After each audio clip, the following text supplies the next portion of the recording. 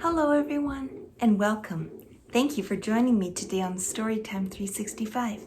My name is Barbara and today I have the Halloween story called Scarecrow's Spooky Night. This is a book that's been written by Susan Hood and it's illustrated by Richard Waltz.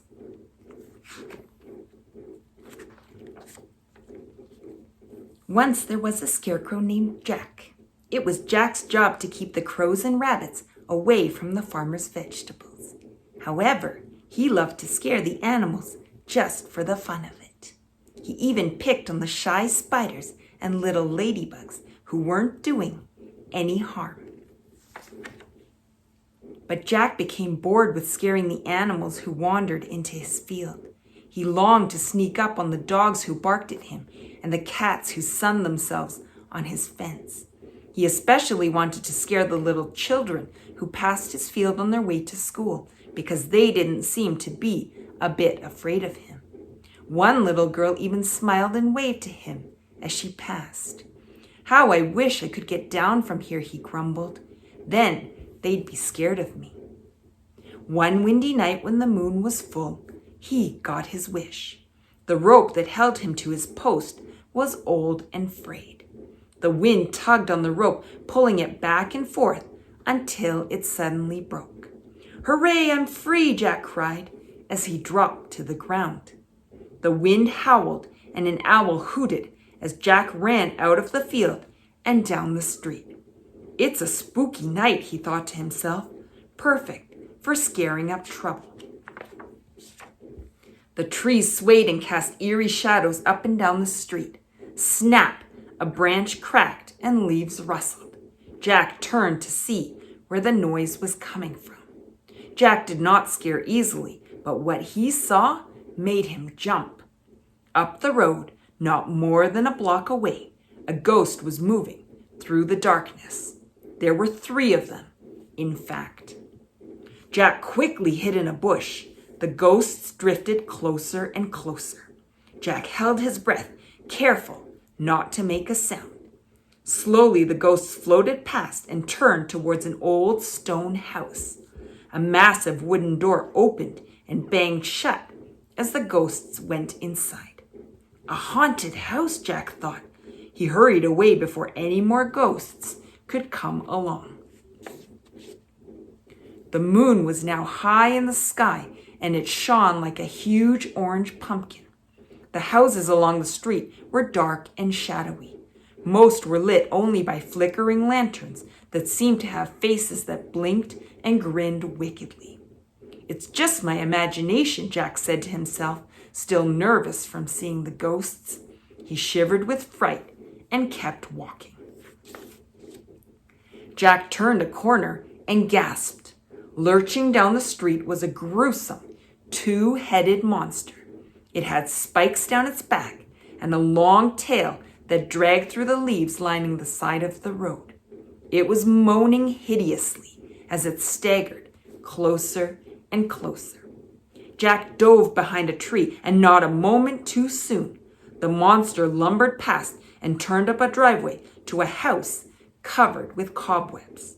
What a neighborhood, Jack thought. He hurried on.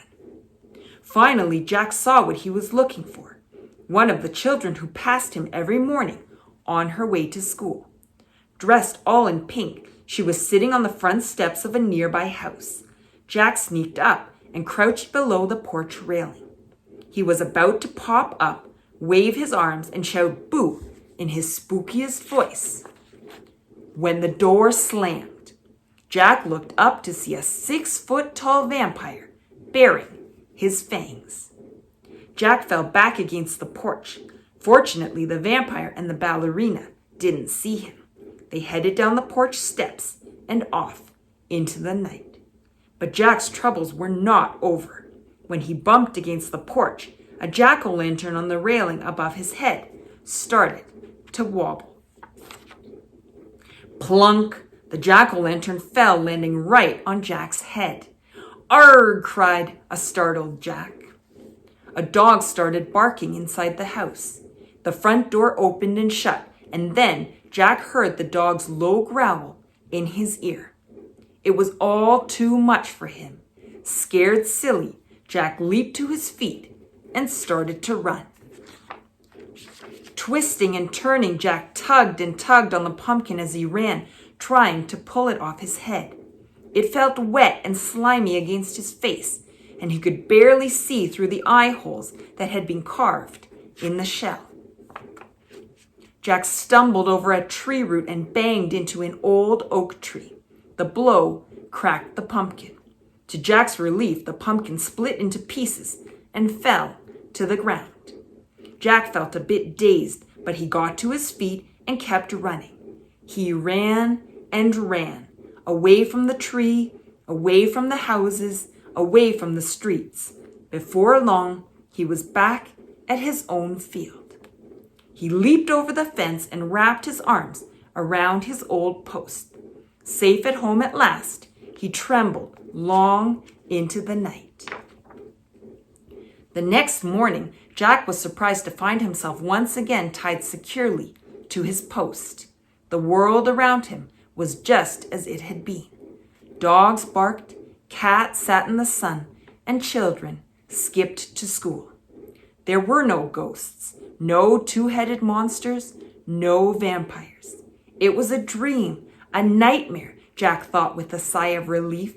But even so, he realized he had changed.